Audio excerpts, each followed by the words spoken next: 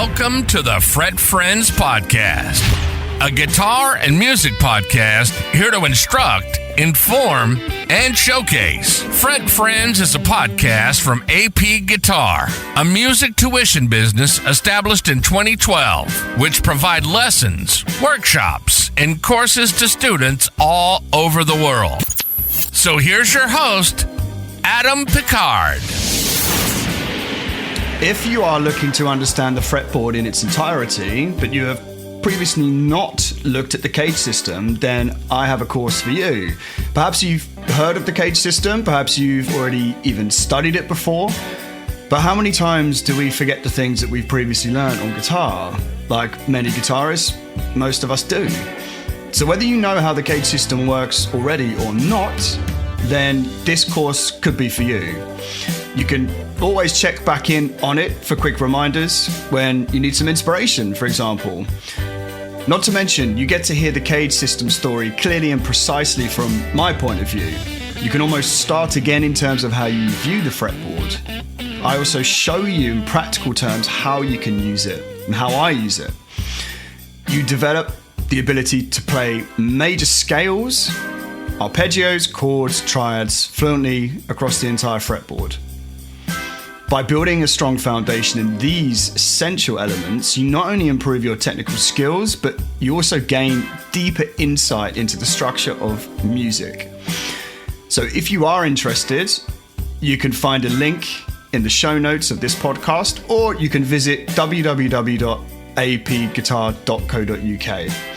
Thank you for allowing me to create that advert, and let's get stuck in with season 2, episode 1, how I made national news in a bad way. So first of all, I had some great feedback from my bonus episode, and I realized maybe I don't always do podcasts in terms of music theory and guitar. Maybe I do talk about myself, but only in a musical sense. I'm happy to share parts of my personal life, but as long as it's all kept to music, because that's why we're here, and that's why, if anyone's listening, you will be listening. So I'd like to take you back to the summer of 2014. If you think about what you were doing then, I was living on my own in a beautiful flat, and I have been full-time with AP Guitar for 1.5 years at that point, because I started it in April 2012, and then by the start of 2013 it became full-time. So it's still in the early stages, but it was full-time and life was good. I'm not going to lie to you about that. So regardless, I wake up on a Tuesday. Sun is shining, but my phone is ringing from an unknown number. This is clearly before we all walked around with our phones permanently on silent, because my phone actually rang. I don't even know what my ringtone is now. I know what my alarm is, and I know what a vibration feels like in my pocket or on my wrist. So anyway, it's 9 a.m. Tuesday morning. Too early for spam calls, so it is an unknown number. I think something's gone wrong. So I answer it, and a woman says, "Am I speaking with Adam Picard?" And I say, "Yes, speaking." I'm still half asleep. She says, "Okay, so you're in the news today.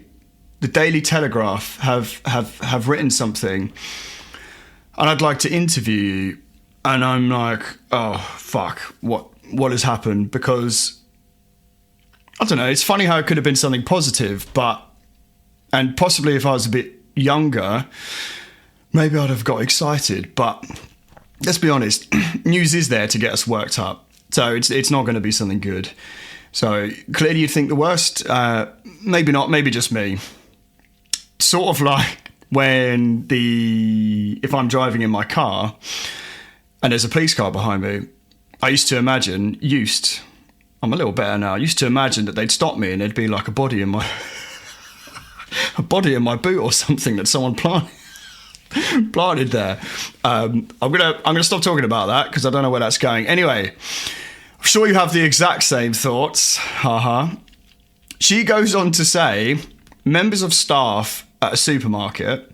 Now, I'm not going to name the supermarket, but as I just looked, some of these articles are still online, so I don't think it would be a problem. But She goes on to say, some of the members of staff at a supermarket have been complaining about your music whilst they're working. And I was like, that's so cool. I was half asleep. I was smiling. I was like, yeah, okay. I'm in the news. My name is on all these things. And it's kind of funny. Anyway, she's like, do you have any comments to make? And I'm like, well, yeah, I'm sorry that they feel that way. And I was wide awake by this point, but I was sort of like, well, what do you say to that? Do I have anything to say? Well, yeah, A, I'm sorry. B, I am pleased that is all they have to complain about, because I mean, seriously, they must be living the dream, right? You're at work, you're not worried about paying your bills, state of the world, war, prices of food, shooting up through the roof. So fair enough, you're so angry at the music that's being played because you don't like it. So I hang up. Shower, coffee, tell my mum, of course. I'm thinking I should probably Google this, so I did. There it was. Daily Telegraph, The Guardian, and a couple of other newspapers. I can't remember which one broke the story. I'm going to say broke the story really lightly. I mean, is it a story? Anyway, I'm like, what is happening? I start to feel a little odd. I'm like, I think I even listened back to some of my music. I mean, I know what my music sounds like, but I'm sort of thinking, is it that bad? Am I that deluded? The reason it was there is because I signed a licensing deal, which meant that my music was put into shops and restaurants all around the world. So I had some friends in Australia, because a few years before that, I'd spent a year to a year and a half there. And I was getting messages from them being like, I just heard it in, what's that coffee chain? Gloria Jeans or something. I just heard it in Gloria Jeans. And I'm like, mate, that is so cool. And like, people are in Ireland, people are on holiday and sending me videos of my... Anyway, so this is why it was there. But I was doubting myself, and I was like, well, maybe it's like, it can't be like X Factor where, when someone's really bad, they still kind of give them the limelight. But no, this is for people walking around shops buying their dinner, or they're sitting in restaurants eating their dinner. So as I say, it was wicked. I had a licensing deal. And for the first time, I was making money where every 3 months I'd get paid by not actually having to turn up to work. I'd worked hard for it, don't get me wrong, and I'd written about 50 songs, probably more, and I was continuing to churn them out. Anyway, I listened to my music and I was like, okay, well, it's all right. Like, mainly it's good. Anyway, so at 11 a.m., the phone rings again, same morning. Hi, it's I can't remember the name. Let's just say Oliver. Hi, it's Oliver calling from BBC Radio 2 Jeremy Vine show. Can you speak? And I'm like, yeah, baby, let's go. And he's like, Oliver is like, we'd like you to come into the BBC studios this afternoon to be interviewed live by Jeremy Vine on his show, and bring your guitar because you're going to play a song too. BBC Radio 2, who had called me as a station alone, has a weekly audience of 12.6 million listeners. That's not the whole of BBC. That's not even any other stations. That is this station. So I got my guitar ready and brushed my long hair. I had long hair at the time, brushed my hair. I don't even know if I had a brush, but I must have tried to get ready somehow. So yeah, let's go. I'm jumping up and down, basically, forgetting the reason why all of this is actually happening, which is because my music is so bad. But who cares at this point? So I get the train. That happens. I'm sitting there in the BBC studios. I'm casually playing Elton John's piano as I'm waiting to walk into the studio.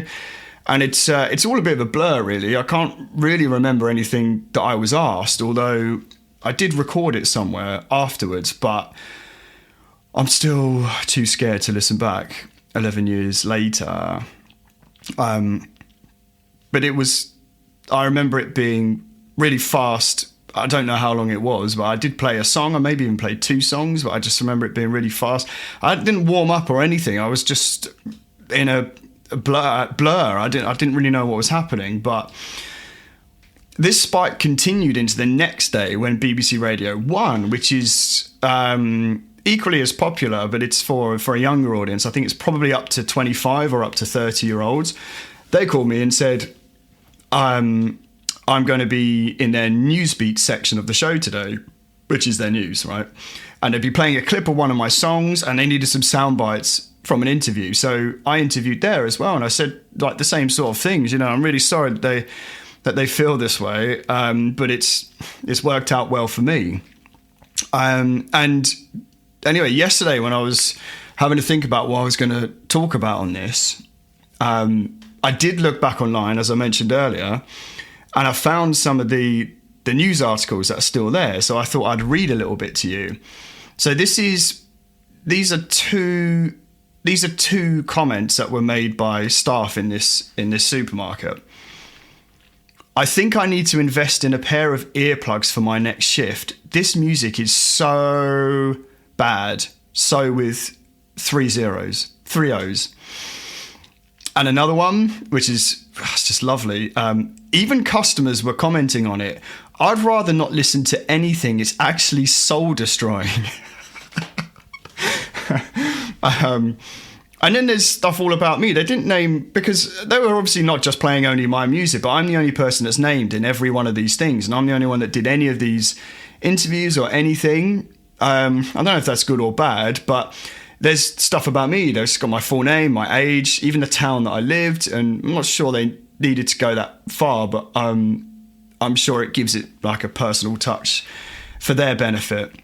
And then there's a bit about me that I said, and it says, the 25-year-old said, I feel privileged to have the licensing deal that I do. I want to get my music out there. If it's getting airplay in shops alongside other artists, then that makes no difference to me. And then it says, he added, I feel a bit sad that the staff members had to go this far. I didn't mean to offend anyone with the quality of my songwriting, but it's worked out pretty well for me playing on the Jeremy Vine show yesterday. So you could see how it kind of went.